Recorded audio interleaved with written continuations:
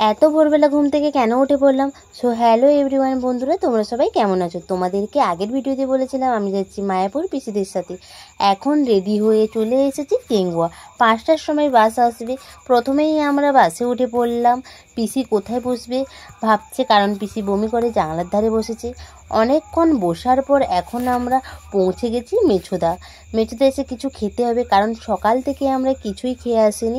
খাওয়া দাওয়া হয়ে গেছে। এখন আমি মেছোদার টিকিট কাটবো হাওড়ার জন্য। আর কাউন্টারে না প্রচণ্ড ভিড়।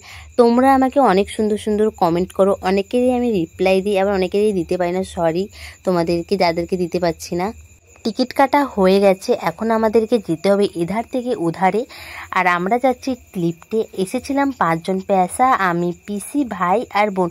আমি প্রথমবার ট্রেনে উঠবো, প্রচুর ভয়ও লাগছে আর প্রচুর এক্সাইটেডও লাগছে। আর এখানে এখন না ভিড় নেই, কারণ প্রথম প্ল্যাটফর্মে আমরাই উঠছি। ট্রেনে উঠে গেছি আমরা। আর এখানে ট্রেনটা পুরো ফাঁকা দেখে আমি অনেকগুলো ফটো আর রিলস করে নিয়েছি, সেটা তোমরা দেখতে পাবে পরের ভিডিওতে, আমি দেখাবো তোমাদেরকে। ফার্স্ট টাইম ট্রেনে উঠলাম, ফাঁকা পুরো পুরো ফাঁকা, কেউ নেই, আমরাই প্রথমে।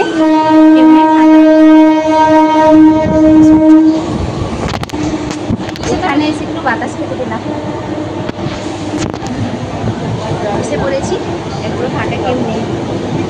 এধারে পিসিয়ারা বসেছে, আমরা বসেছি। 8:30টার সময় ট্রেন ছাড়বে।